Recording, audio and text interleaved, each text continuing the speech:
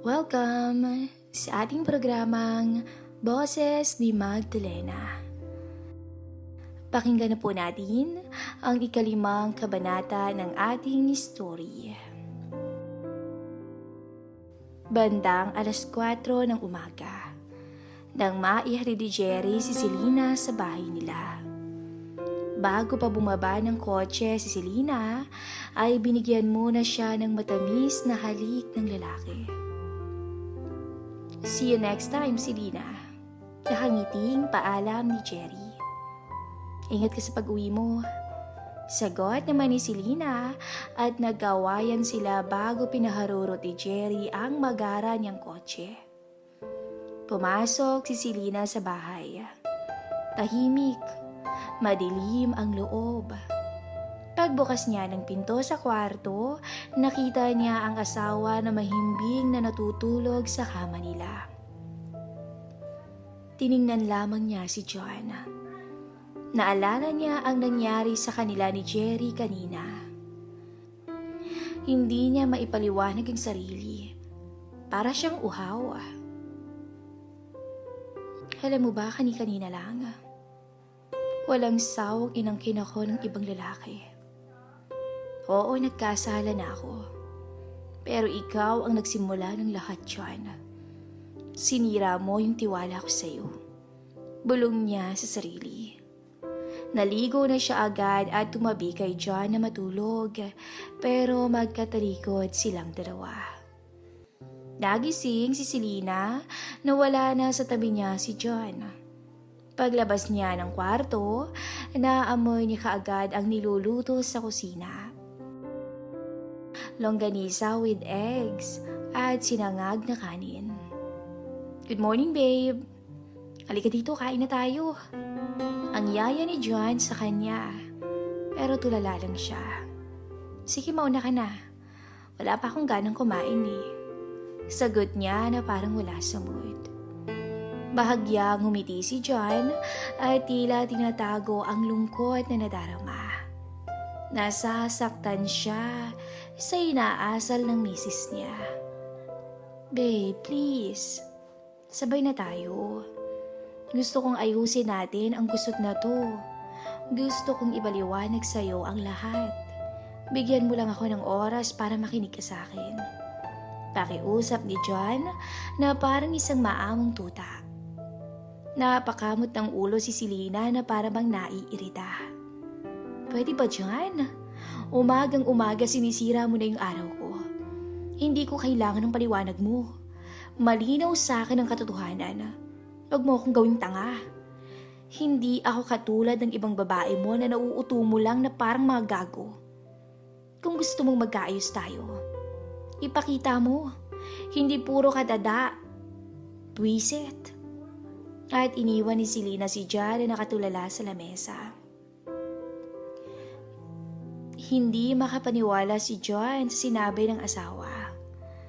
Grabe ang sakit na natamo niya mula sa sinabi ni Selena. Hindi na siya nakapagsalita pa. Bumalik si Selena sa kwarto niya at humiga sa kama. Narinig niyang nag-ring ang phone niya. Hello, Jerry. Ang aga-aga na patawag ka.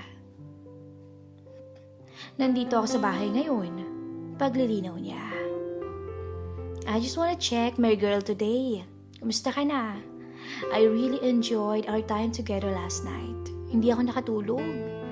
Iniisip kita palagi, Selena. Pambobola ni Jerry. Ngumiti naman si Selena. Sira? Naka-score ka lang sa akin kung ano-ano na iniisip mo dyan. Uy, huwag ka na muna tumawag sa akin, baka marinig ako rito ni John. Palingalinga siya sa kwarto at sa pintuan dahil baka nandoon ang asawa. Sure, baby. Anyway, i-invite pala kita next weekend. Bonding kami ng mga barkada ko. Ipapakilala kita. Napaisip si Selena. Naku, wag na. Baka malaman ito ng kuya mo, lagot ako. Sige, patayin ka na itong tawag ha. Bye. Sabay off ng tawag. Kinakabahan si Selena. First time niya magawang magtaksil, pero dahil sa mga nangyari sa kanya sa nakaraan at sa ngayon, hindi siya nagsisisi. Bagkus, nagugustuhan niya ang nangyayari. Isang paghihiganti lamang ang pinaparamdam niya sa mister niya. Para maramdaman din ito ang sakit na dinaanan niya dati. Pagkarating niya sa opisina, nadatnan niya si Arnel sa gilid ng cubicle niya. "Sir, bakit nakatambay kayo dyan?" Nakangiti niyang pagbati. Napansin naman ng boss niya ang ngiti niya. "Mukhang masaya ka ngayong araw. What happened? Nagkaayos na ba kayo ni John?" Tanong ni Arnel. Not really, sir. Pero wala lang. I feel great today. That's all." Sagot niya. "I see. Well, umaasa akong magiging maayos lang lahat para sa'yo, Selena. Basta mag-iingat ka lang." Nagtaka si Selena sa sinabi ng boss niya at umalis naman agad ang boss niya. Naging abala si Selena sa buong araw at pagdating ng hapon, medyo stress na ito. Lumapit sa kanya ang isang coworker. "Ma'am, may naghahanap po sa inyo. Nasa visitors area po siya." Tumayo naman siya. "Ganun ba? Sige, thank you. Puntahan ko na lang." Pagpasok niya sa visitors area, nakita niya si Jerry na nakaupo sa sofa. Ngumiti ito nang makita siya. "Anong ginagawa mo dito?" Tanong niya dahil sa sorpresa. "Gusto lang kitang makita." Sira. Baka makita ka ng kuya mo dito at kung ano pang isipin nun. Mag-ayos ka nga. Sige na, umalis ka na please. Pakiusap ni Selena sa bisita. Ngumiti lamang si Jerry. "Sure baby. Paano, see you later? At susunduin kita ha?" Lumapit ito kay Selena at niyakap siya. Hindi naman yumakap si Selena sa takot na may makakita sa kanila. Hahalikan pa sana siya nito pero umiwas si Selena.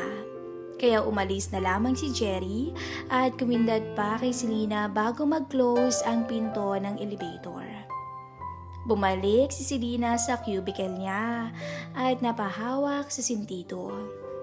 Buntong hininga siyang nag-iisip kung ano ba ang napasukan niyang gulo. Alam niyang darating din ang panahon at may makakaalam sa sikreto nila ni Jerry. "Uy, sino yung kasama mo kanina? Parang iba na yun ah." Napatingin siya sa likod at nakita niya si Limuel. Nakangiti ito sa kanya. "Anong pinagsasabi mo dyan? Umalis ka lang nga, Limuel. Nakakasira ka ng araw ko eh."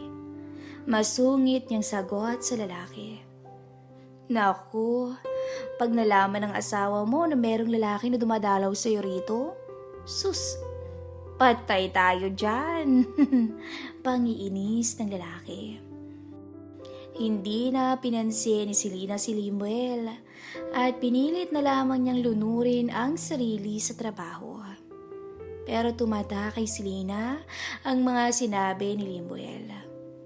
Ano pa kaya ang magagawa niya kung sakaling malaman ito ng mister niya? Eh ano ngayon kung malaman niya? Amanos lang kami. Galit na bulong niya sa sarili. Makalipas ng ilang oras, 8:30 p.m. na at madilim na sa labas. Sa isang cheap na hotel, may isang lihim na tagpo ang nangyayari. Nasa kwarto si Selena at Jerry. Nakatihaya si Selena at nakalaylay ang ulo niya sa gilid ng kama. Nakasampa naman si Jerry sa kanya at halos umuga ang higaan sa tindi ng gigil ni Jerry sa magandang misis ni John. Nagring ang cellphone ni Selena. Nasulyapan niya ito at si John ang tumatawag. Hinayaan niya lang itong magring at tinuloy ang bawat sandali nila ni Jerry. Wala nang pakialam pa si Selena kahit anong kahayupan pa ang gawin sa kanya ni Jerry dahil natangay na ito ng makasalanang alon. Tuluyan nang nawala sa isipan niya ang mister niyang si John. Para sa kanya, si Jerry na ang buhay niya. Si Jerry na ang pinili niyang paghandugan ng sarili. Ilang oras din nilang sinulit ang makasalanan nilang sandali. Masaya ang dalawa na nag-check out. Nakaakbay pa si Jerry kay Selena at nakayakap naman siya sa bewang ni Jerry habang palabas sila ng hotel. Saktong paglabas nila ng pintuan nang makasalubong nila si Lemuel na may kasamang napakagandang babae.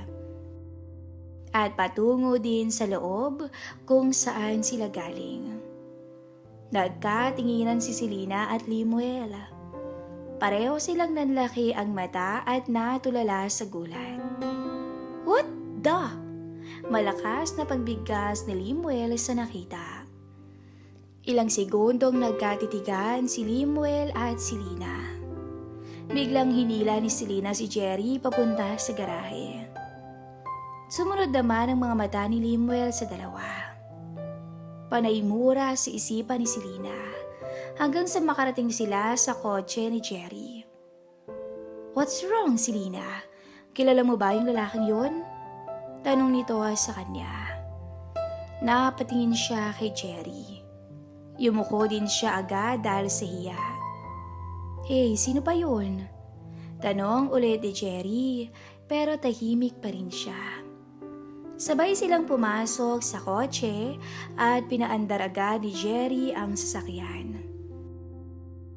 Tumingin siya kay Selena na halatang namumula at hinihingal. Okay ka lang ba? Tanong niya ulit at tumaas ang sasagot na ang babae. Yung lalaking yun, kasamahan ko siya sa trabaho. Hawak-hawak niya ang ulo niya at halos sabunutan ng sarili. Hinaplos si Jerry ang likod ni Selena. Hey, huwag kang mag-alala. It's gonna be fine. Pagkalma niya sa babae. No, it won't. Kilala ko si Lemuel. Hindi niya palalampasin to. Shit, paano na kung makarating ito sa kuya mo, Jerry? Malalagay ako sa napakalaking kahihiyan. Halos maiyak na si Selena sa kaba. Hey, kalma. Kumalma ka lang. I got this. Ibigay mo sa akin ang linya at number. May mga kaibigan akong tutulong. I'm gonna make some calls. Don't worry, okay? Napakalma na rin ni Jerry si Selena at hinatid niya ito sa bahay ng babae. 12:20 p.m. nang makarating sila sa bahay ni Selena. Don't worry, baby. Ako nang bahala sa kanya. Tumango na lang si Selena at binigyan ng halik si Jerry sa labi. Lumabas na siya ng kotse at umalis na kaagad ang lalaki. Madilim sa loob ng bahay nila. Pagpasok ni Selena, may naamoy siyang hindi kaaya-aya. Pagbukas niya ng ilaw, nabigla siya nang makita ang mister na nakatihaya sa sahig. John? Pasigaw niya at tumakbo papalapit sa sawa. Abangan ang susunod na kabanata ng ating istorya.